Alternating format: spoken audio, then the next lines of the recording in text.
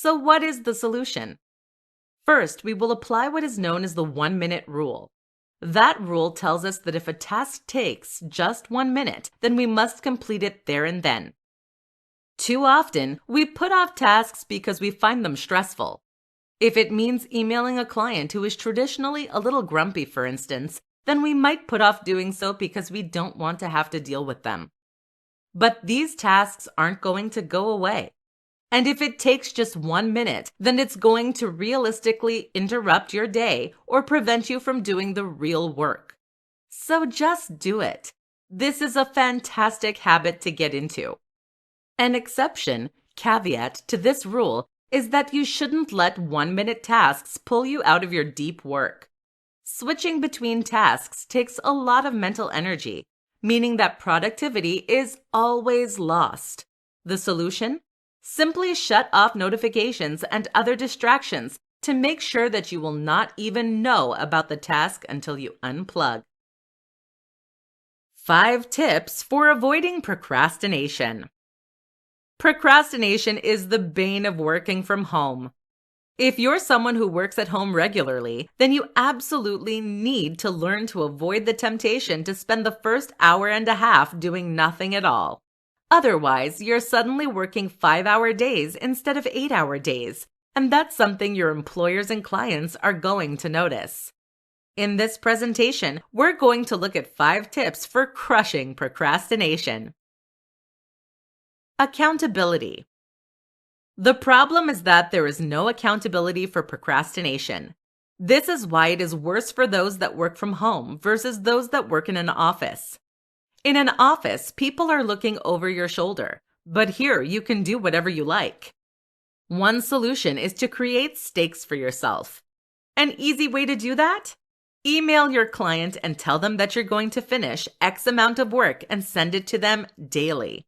Suddenly, the option to sit on your thumbs for the first few days on a project is gone. Work in a coffee shop. This won't always be possible depending on your circumstances, but when it is, working in a coffee shop or library is a great way to add some social pressure to your day. You can't sit playing Sonic the Hedgehog now because people will think you're odd. Speaking of which, coffee works great too. Set rewards. Try setting yourself small rewards for accomplishing set amounts of work each day. For example, if you finish the first 2,000 words of an essay you're writing, only then can you give yourself a cup of coffee. Make the project fun.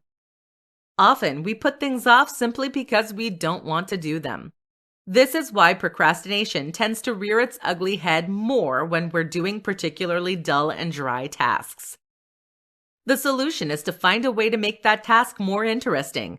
For example, you might find a way to gamify it, or you may just find a way to add more creativity to the project. Rest properly. Finally, make sure you have some proper downtime and fun during your time off. Often we procrastinate because there are other things we want to do. If you never have time to play video games, read books, or browse Facebook, then that will start creeping into your work. So actually enjoy your time off, and you should find this changes. How to create a highly productive work environment in your home office. If you're working from home, you need to think carefully about the environment you're going to be working in. You're now not only responsible for the work you do, but also for your surroundings. This is important, seeing as the space you work in can drastically impact on your ability to stay focused. Now you have the opportunity to create a space that is perfectly conducive to your work style and that will help you to feel inspired, motivated, and comfortable. But too many people will find that the exact opposite thing happens instead. They end up working in squalor and feeling demotivated, cluttered, and distracted as a result. Listen up, and we're going to go over how to get this right and create a home office that you can't wait to sit down to work in. Eudaimonia machine. The eudaimonia machine is a hypothetical architectural project described in Cal Newport's book, Deep Work. Here, Newport explains what the perfect space would be like in order to encourage focus and productivity. One of the key features of this space was a gallery of sorts, including inspiring works and figures. Let's say that you're a writer then. This space might include a typewriter owned by a famous writer, a lot of impressive-looking books, or a quote from Shakespeare on a plaque. The idea of this is to help put you in the right headspace, to help you feel inspired and excited to get to work. Comfort. Another important thing for a home office is comfort. When you are uncomfortable, whether that's because the seat is awkward or the desk is the wrong height, this steals attention away from whatever you're doing. Invest in a comfortable chair, an ergonomic keyboard, and anything else that will improve your comfort. Physiology. Physiological factors play a big part in our mental state. Things like the level of lighting, the amount of background noise, or even the temperature can all impact on mood and well-being. Make sure you have precise control over these things. Even smells can affect the release of neurotransmitters that impact on mood. Tools. Of course, the right tools will play a big role in helping you to be more productive, as will creating a work zone that will make everything you need easily accessible from your one spot. How to create a strict routine when working from home. There are many things that you may find you struggle to come to terms with when you start working from home. This is a big shift in the way that you work and approach work, and the result is that many people struggle to adapt. One big example is that the onus is now very much on you to decide how you wish to work. That means that you need to think about how you want your workflow to work, what hours you're going to work, and which tasks you're going to prioritize. In this presentation, we're going to look at how to create a routine that will help you maximize your productivity and get more done. Be strict about downtime. The first tip that many people don't recognize is that it is just as important to be strict about downtime as it is to be strict about your actual work. That's critical because it is during your downtime that you're going to recharge for the day ahead. If you allow your work to creep into the rest of your day, then you're going to find that you end up failing to recharge your batteries properly. Thus, when you do start working, you will find that you have less energy and your mind is other places. Enjoy flexibility. With that said, it is entirely up to you how and when you work, depending on the nature of your work. In other words, if you're someone who works best in the mornings, then there's no longer anything stopping you from working from 6 a.m. to 2 p.m. Alternatively, you can work an extra 1.5 hours every day and then take Fridays off. See what works best for you. Create accountability. Something else to consider is whether you have the ability to force yourself to be productive or whether you need an external form of accountability to make sure that you stay on course. Rather than create false stakes, setting punishments for yourself, etc., you can achieve this simply by changing the way you work with your boss or clients. For example, tell them that you will send in your work every single day. Suddenly, you have no option to procrastinate or to work slowly because they expect to see something at the end of every single working day. This can add a lot of discipline to your work process. How to deal with loneliness and social isolation when you work from home. If you have made the decision to work from home, then there is a good chance that you're someone who considers themselves to be an introvert. As such, you are probably more than happy to shut yourself away and to work on things you find rewarding. But even for an introvert, this can sometimes become a little lonely and isolating. And meanwhile, if you're an extrovert who has been forced to work from home through no choice of their own, it can be excruciating. In this presentation, we'll look how to deal with the loneliness and social isolation that comes with working from home. Find other ways to socialize. The first and most important way to ensure you don't go mad working from home is to try to find other ways to get your stimulation and engagement. For instance, if you're stuck at home with your family, you can take lunch with them in order to make the isolation a little more bearable. In fact, this is a huge upgrade. Instead of being forced to work alongside people you don't really know all that well, you are now spending time with people you actually love. You can also get on a video call with a friend or coworker using Zoom or Skype. For group video calls, a great app you could use is called House Party, which is available for iOS and Android devices. Work together on projects. If you're self-employed, then finding ways to work with others, especially friends, can make a big difference. Collaborating on a project with someone you get on well with is extremely rewarding, and it's a fantastic way to strengthen your friendship. Go out. Again, this isn't always possible, but where you can, why not go outside and work? Working from home doesn't have to mean working from home in the literal sense. All it really means is working not at the office. So why not take your laptop to a cafe and get some work done there? Or alternatively, why not work on a park bench and enjoy the sun on your face? How to deal with small tasks and prevent overwhelm. Often, it is not the biggest tasks that create the most stress for us. Big tasks loom over us, but they are simple and easy to understand. Instead, then, it is the smaller tasks that typically leave us stressed and overwhelmed.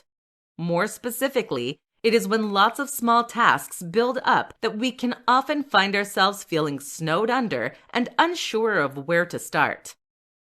General advice is to tackle the biggest and most ugly project first in a working day. This is referred to as eating the frog.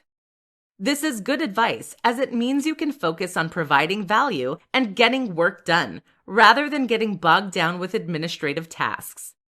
But if it means that you never quite cross those tasks off, you end up with a building pressure. There are emails to send, bills to pay, letters to open, broken web pages to fix, and all of this plays constantly on your mind even during your time off. This is what Tim Ferriss refers to as an open loop.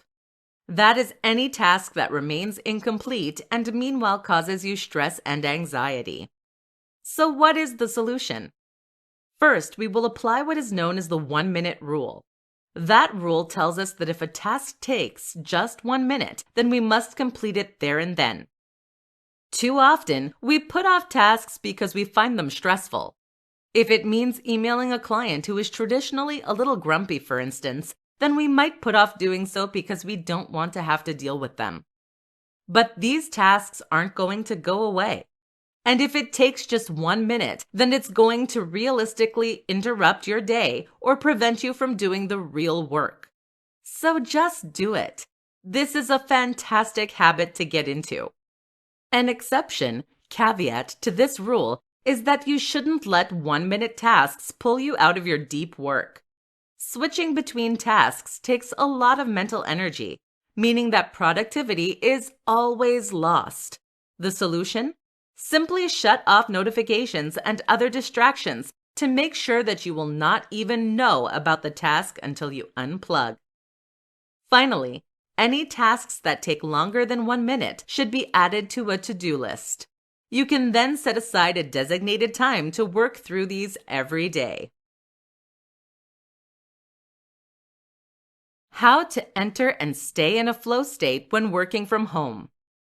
Have you ever been working on a project when suddenly you find yourself falling into a perfect rhythm? After facing serious procrastination and resistance, all of that seems to fall away, and you find yourself in a perfect state of focus. That's when the real work gets done. Without distractions, you are able to stay on task and plow through what you need to get done. But there's more to it than that too. According to psychologists, flow states allow us to perform our very best work on a consistent basis. We can tap into reserves of productivity and even creativity that are normally inaccessible. So, how do you get into this state? Let's take a look at some strategies and tips that we know to work. Rest. The first tip is to ensure that you start the day in the best way possible. That is to say, that you shouldn't be overtired or stressed. Make sure that during your downtime, you rest properly so that you can return to work feeling recharged and effective. Sensory deprivation. Our brain has two attentional networks. There is one that is responsible for our internally directed attention, what we choose to focus on, and one that is dictated by external cues that grab and hold our attention. In order to stay on task, then, you need to block out these things that would normally try to pull you away from work. That means a level of sensory deprivation, which you can often accomplish by listening to music or white noise on headphones. Using a large monitor can also help, as this will take up more of your field of view. Inspiration. What many people don't realize is that their productivity is determined more so by their emotion than by logic. In other words, you will find it easiest to be productive when you actually feel interested in and excited by the work that you're required to do. A great tip is to look at examples of the kind of work you intend to do in order to see how it looks best. Just start. Finally, a last tip is to simply start doing whatever it is you need to do. Don't worry if you don't feel inspiration right away, or if you find yourself resisting your need to work. Just plow through and keep going, and eventually you'll fall into a groove.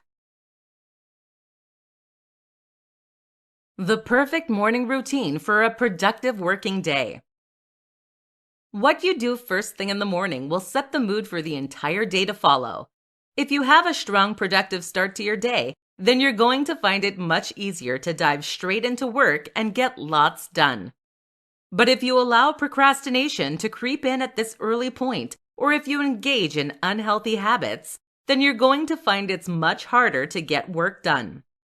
And this becomes doubly important if you're working from home. With no commute, you have every opportunity to take things slow and to forget about things like grooming.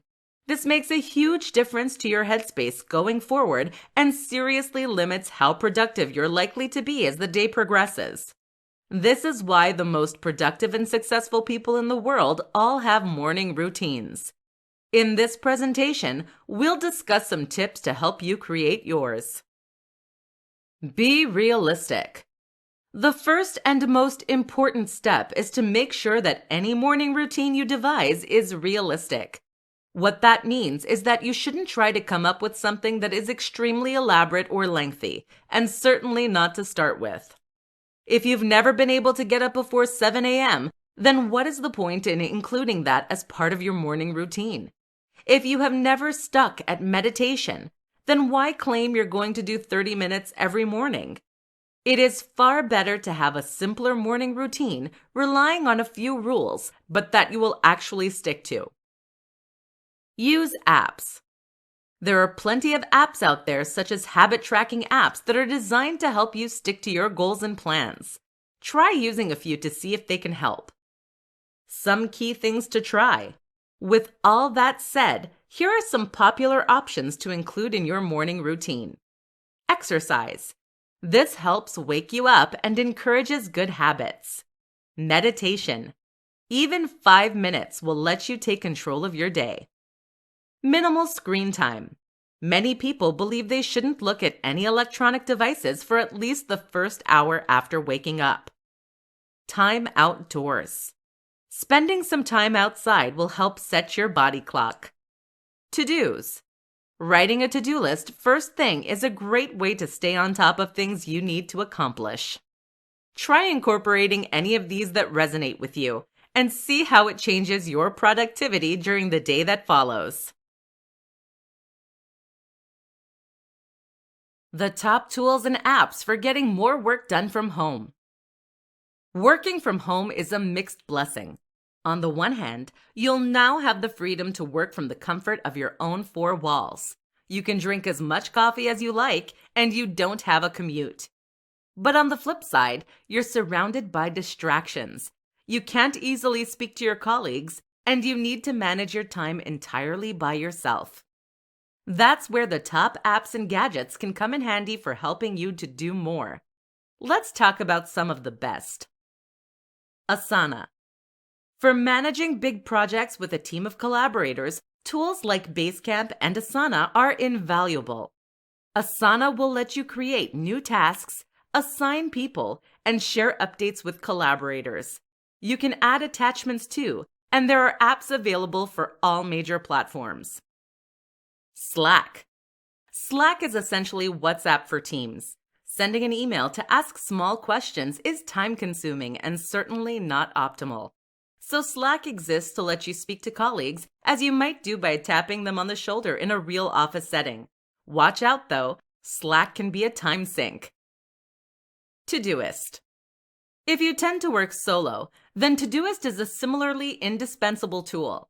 This is a to-do app that will let you create tasks for yourself and set reminders. It's available on all major platforms, and there's even an Apple Watch app. The best feature of Todoist is the natural language interpretation. This lets you say things like, take the trash out every Monday, which will then automatically renew on Monday with a due date for that day. Notion. Notion is a note-taking app that is significantly more powerful than most of the competition. That's because each note can become a database, a flowchart, or a page. You can embed images, videos, and even websites. And you can even export your notes as HTML websites. The whole tool is far more like a content management system in terms of what it can do, and many people refer to it as their second brain. Freedom. For those who struggle not to get distracted by the web without a boss breathing over their shoulder, Freedom is an app that lets you block specific apps and web pages. That means you can't access Facebook during work hours, which can instantly quadruple your work output.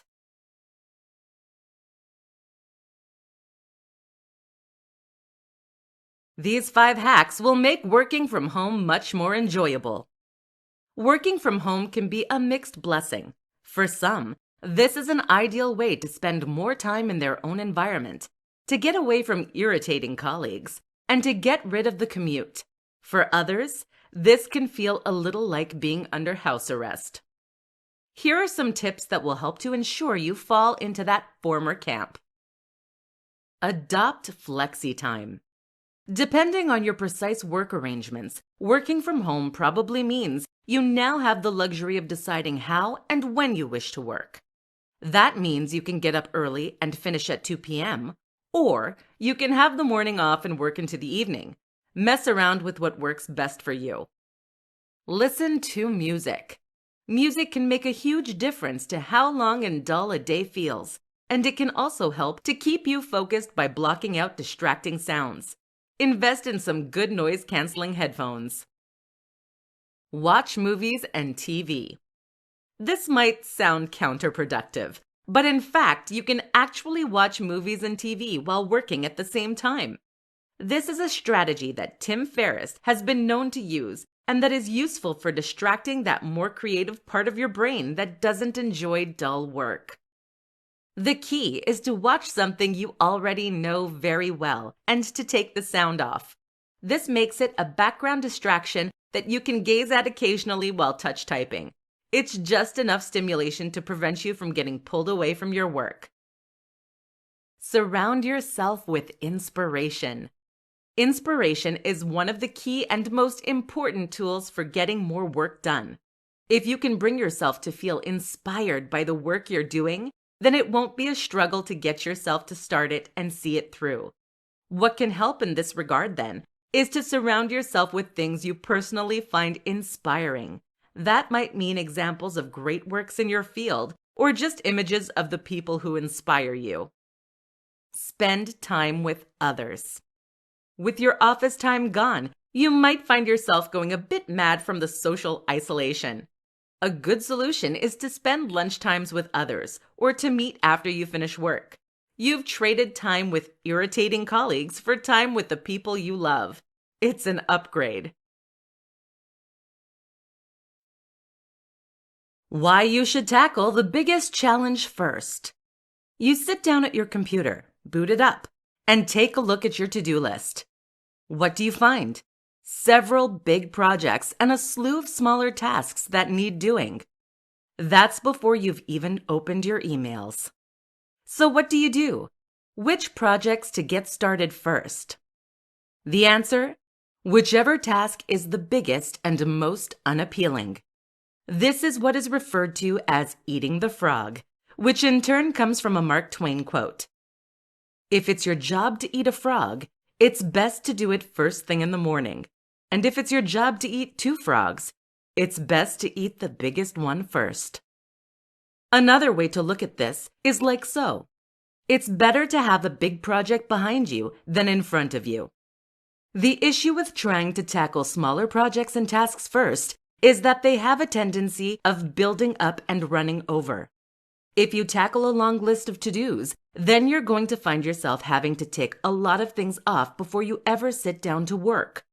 This can leave you exhausted, but it also often means you won't actually have time to accomplish much else come the end of the day.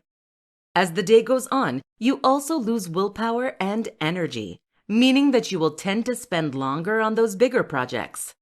There's now a very real threat of it not getting done.